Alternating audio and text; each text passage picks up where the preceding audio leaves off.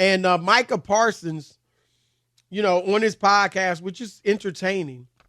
I never miss he it. Actually, Rob, took shots at two of the MVP candidates, the leading ones, Brock Purdy and Tua Tagovailoa. Here he is. I am talking crazy right now, and I'm talking very crazy. I truly believe I could be Tyreek Hill's quarterback. Yeah, I could throw it up to Tyreek Hill. I could throw a screen pass to Debo. And this might be the crazy Madden side of me, but these players are just that good. Christian McCaffrey's just that good. He is talking crazy. At least he admitted he was talking crazy. But to hear him like if a fan, and I get it, he's a pro athlete, but to just act like there's no skill or it takes nothing to play in the NFL or to be a quarterback, I just and I know he said he tried to preface it, but even putting it out there as if those guys do nothing and they have no skill. Chris, you know how many bad quarterbacks we've been watching this year in the NFL who can't do that? Come on, stop it. Being a quarterback, there is a reason, whether you think they're overpaid or not, whether you think they should always get the MVP or not, it is an incredibly difficult job. Incredibly. Just to be able to throw a typical pass past the line of scrimmage when you have linemen coming at you trying to take off your head, and you've got guys running downfield 30 yards, 15 yards, 20 yards. I mean, it is, I think it's the most difficult thing in sports. And I agree with you for Mike. And again, I don't know how much he was joking. You know what I mean? Like you said, did he just throw that out as a preface so he wouldn't sound completely crazy? Right, so that people wouldn't totally thinks he's a Cocoa for Cocoa Pops or whatever. Right. But he did say it. I truly believe. He didn't say like, man, shoot, I could throw those passes to Debo. Or, you know what I mean? He said, I truly believe I could do that. And obviously he's a fantastic athlete. But no, I don't think he could do it. And the question is this, Rob. Why do you think, because he mentioned two specific quarterbacks, and I get that he wants Dak to win the MVP, as he should. That's his teammate, and I actually like that he's riding for his teammate. But you don't need to put other guys down, Rob, to ride for your teammate. Well, that's but it. He didn't put down Mahomes. That. He didn't put down Josh Allen, Lamar. Why do you think it feels like Purdy and Tua don't really get the respect that you would expect two top 5 MVP candidates to get? Do you think that's – and I get Purdy. Look, Purdy's playing great. I still, as much as I think he's playing well, as much as I think if it's a quarterback right now, it would be him with MVP. I've never called him elite, but he is having, right now in this year, an MVP season. But I get Rob with him. He's Mr. Irrelevant. He's not big. He's in a system that people think, you can just kind of plug a guy in. Even though I don't agree with it, I kind of get where people might come at him. But Tua was a top draft pick. It was tanked for Tua. And a hell of a college quarterback. Yes.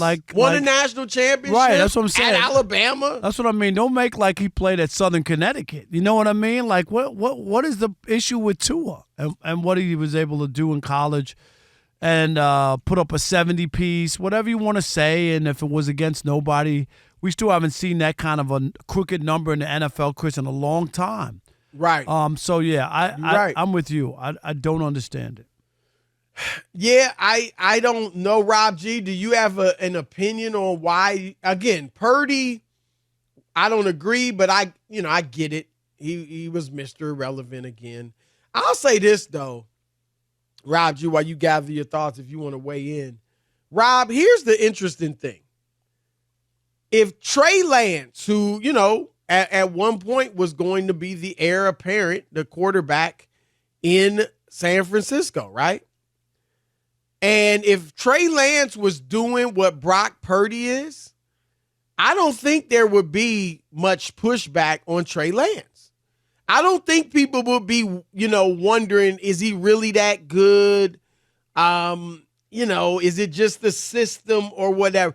And I get it if he was out there not putting up numbers and not, being efficient and not having perfect passer ratings like Brock Purdy did, and all of that, and they were just winning. That's one thing.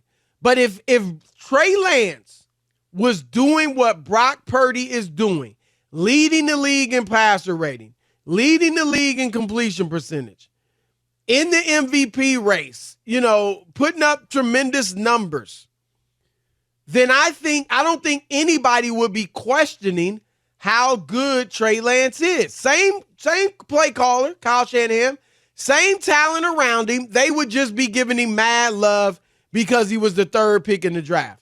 But Rob, I would submit to you that as unheralded as Brock Purdy's college career was, it was better and more impressive than Trey Lance's, because Trey Lance played at the FCBS level. All right, he didn't play at the top level of college football. All right, at least Brock Purdy played at Iowa State. At least Brock Purdy played in a Power 5 conference. Now, I get it. Trey Lance was drafted higher, but that means Trey Lance wasn't the recruit. He wasn't the high school player that Brock Purdy was. Yeah, but it's about the draft status, where you were, that they moved up for him, that they traded draft picks to make it happen. So there's a higher expectation, Chris. And if he would have played like Brock Purdy, it would be like, oh, look, the 49ers front office. Don't you think he'd be viewed as the second coming? No, but the 49ers brain trust was smart. They moved up. They got the guy. Yes, there is a way that you come in and people look at it, and it takes a lot to shake it. I told you, Brock Purdy could do everything, Chris. If he throws 3 picks or 2 picks, bad picks in the NFC Championship game, people will question whether or not he's going to be the guy who could get them a Super Bowl. That's no matter what he does this year.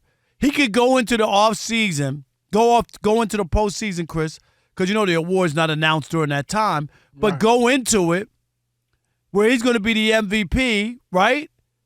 Have a bad game, they lose, and people question whether or not he's good enough, you know what I mean, to get them over the hump. That's what he, until he gets them over the hump. And that's a tall order for a guy to have to live with. It really is. What do you think of the notion of Micah criticizing Purdy? And Purdy and I just think it's an easy way out. Beating them, and they beat the Cowboys 42-10. It's just easy. It's just easy because obviously he doesn't have, no one's going to bend over backwards for Brock Purdy. He wasn't a guy highly coming out of college decorated, or people thought, oh my God, this guy's the next this or that. So it's easy to pick on guys like that, Chris. It just is, because they don't feel like he has any cachet, and no one's going to come down on him for dumping on Brock Purdy.